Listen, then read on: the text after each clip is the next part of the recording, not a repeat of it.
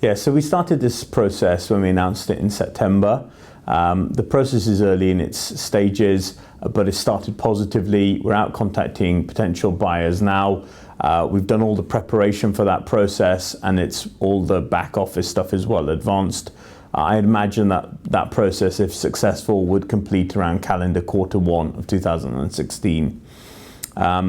If that process is successful, and I have no reason to doubt that it wouldn't be at this stage, that will leave Regenersis as a pure play software business owning Blancco, Tabernus, Excalibur and Safe IT. And the proceeds from the sale of the Aftermarket Services business, our current plan is to distribute substantially all of that back to shareholders, having covered things like deal fees, etc.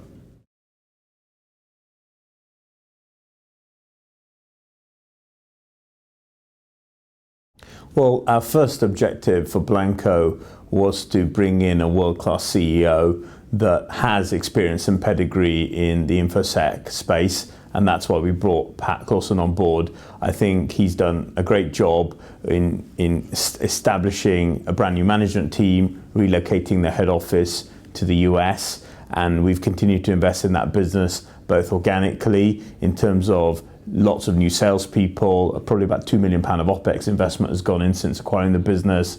We've doubled the R&D spend, and also on the M&A front, we've done a number of bolt-on acquisitions of Safe IT and more recently of Tabernus. I think that level of reinvestment needs to continue, and I'm confident that the business can continue to do that level of investment because its cash generation is very positive.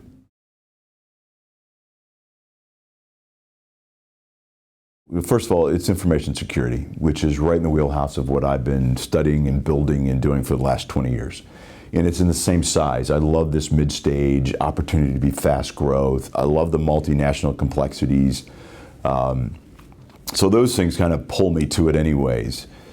But what's really amazing about Blancco is it sits in this burgeoning industry where law and regulation, technology are all kind of coming together at one time. And with law and regulation, it's data privacy stuff. It's the new EU GDPR legislation that should come in the end of this year.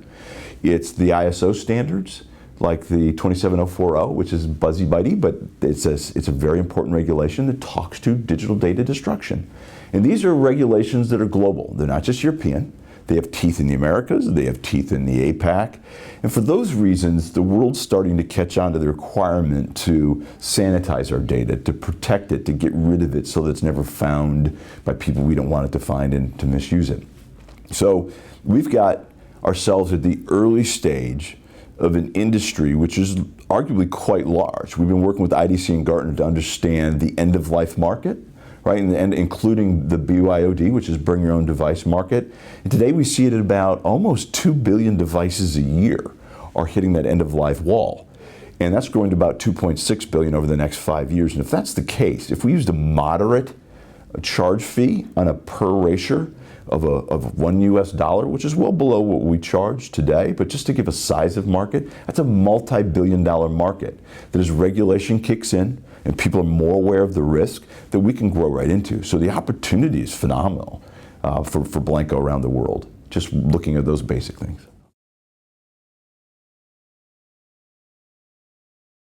So let's start off with what it is. So Blancco specializes in what we call certified data erasure. And it's a complex definition to something that's fairly simple. It's the rendering data unreadable or unrecognizable in any format in the future, utilizing certified processes, which are against standards imposed by governments around the world. And there's 25 of these. It's not simply mapping to a process, is they literally have to go through and certify, and it can take years to get each one of these accomplished. So the first thing we do is make sure that whatever type of technology that is magnetic and needs to be erased is certifiably erased against the government standards so that it can never be recoverable in any way, shape, or form in the future. The big difference between that and what we see is often a poor use of terms. Would you like to permanently erase this or delete it when you see it on a Microsoft, or erasing this or reformatting this will completely erase this device. This is not necessarily true. It's an unfortunate misuse of terms, and for either free or a very small amount of money, I can download an app and recover virtually anything on your mobile phone. Or we've heard about deleting files on our laptops or our desktops. They're not really gone. Well, they're not. And one of my technologists uses this expression. He said, simply by taking the table of contents out of a book doesn't mean you can't read the follow-on chapters. That's very much what this permanent delete really is. It's just removing the table of contents. All the information is still there. So there's a difference between completely unrecoverable and the concept of deleting, which is completely recoverable. Two different things.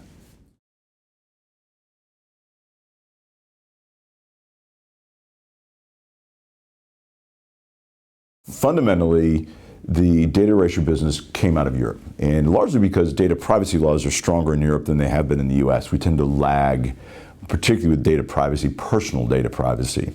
So we see the origins of data privacy, of data erasure happen in Europe. We start to see it move into the US. So I think that's one important nuance. The second thing is, when I had an opportunity to come in and take over the Blancco business, or the Blancco Technology Group, for Regenersis, we noticed a difference between the rest of the world revenues in the US, and we said, we need the US revenues to be bigger and more important. And in order to do that, we need to start investing in the US. And part of that is developing sales training and education programs, hiring the right salespeople, incenting them properly, targeting them at the right verticals that make sense for data erasure. And there are some that are more logical, right? Because they have laws and regulations that drive them, whether it's banking and financial, because you have things like the PCI standards, whether it's healthcare, for all the reasons we know around the world, government standards, insurance, telcos, all of which have massive amounts of data, and they need to be handling it properly. And then we said, look, what else can we do to fortify our US presence? And we ran across Tabernus. And while Tabernus wasn't a huge company, about 75% of the revenue was US-based revenue. So not only did we get some interesting technology components from them that they had pioneered, which was great, we also got a reasonable chunk of US revenue that helped fortify our position in the US and the additional sales and support people to go with that. So it was a very symbiotic relationship for us that accomplished several things, not only from a technology and a people perspective, but definitely helping grow our US market space.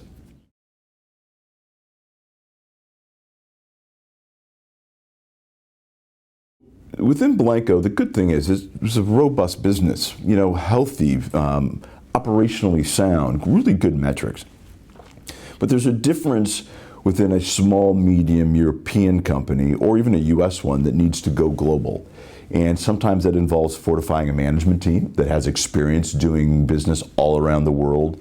It's focusing on some different things. Instead of just technology, it's, okay, how do I maintain my existing customers with a level of satisfaction that they would never think of leaving me? So it's a whole customer experience component you start bringing in, so that they are, compelled to stay with you and never leave. There's an old statement that says 87% of your customers will leave you because of perceived indifference. In other words, you just don't treat them any differently. They're not important to you. So that's part of our goal, is when we try to build this, get the right people on board that can make it a global company, make sure that as we do that, our customers absolutely love the process that they're going through, so they never want to leave us. And then the next piece is innovating, right? The concept of erasure is changing. 5 years ago, 6 years ago, think pre-iPhone, it was laptop and desktop, maybe a little bit of server. Now we've got the concepts of mobile devices, smart mobile devices. Heck, our homes are lit up, our cars are smart. All of this is changing in the world around us. So the ideas of innovating into the future and having the right people that can help you do that is also another part of what we're trying to get accomplished.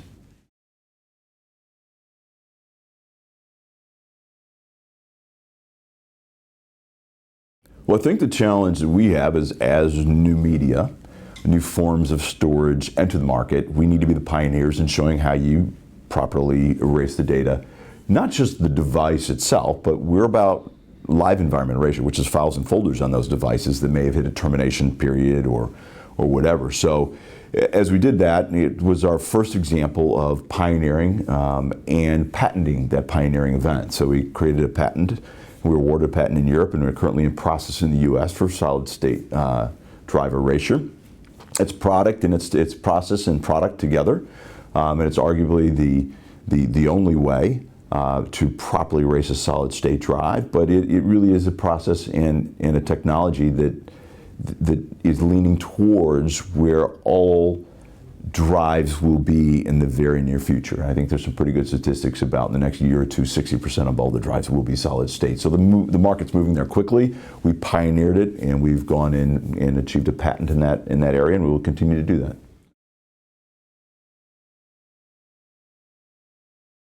We're talking about a change in paradigm. So one of the investments that we made is a company called Safe IT out of Stockholm.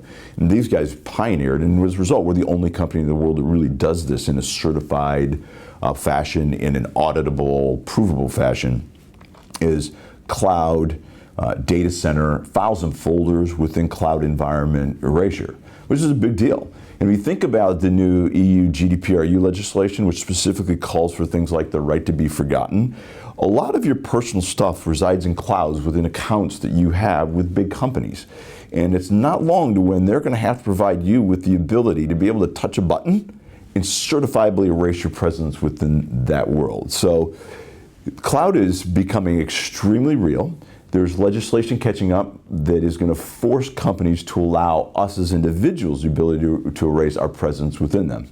On top of that, large corporations store their data in either private or public cloud.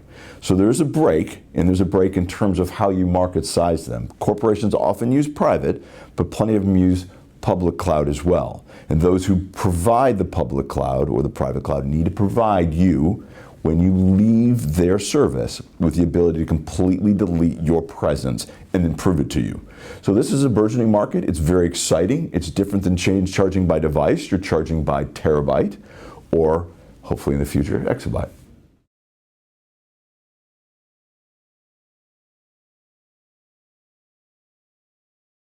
Look, I think our direct model has been very, very successful. I think Jog talked a little bit about the reinvestment into the business last year. We reinvested into sales. I think we increased our sales presence by about 15%, and we grew our business significantly greater than that, which is a prove-out model, which we feel we're really, really good about. But recently, Gartner's highlighted in a report they did in 2014 some of the inefficiencies within business and data wiping and data sanitization. And I think what that's doing is highlighting some future opportunities for us to work with other partners, things that I've done in the past with OEM partners, where you may present or white label your technology as a part of their solution. And that presents you with an opportunity to touch their customer base. And you do a couple of those. It's a great growth opportunity, and we want to explore things like that as we see industry experts point out weaknesses that may exist within the enterprises that we serve around the world.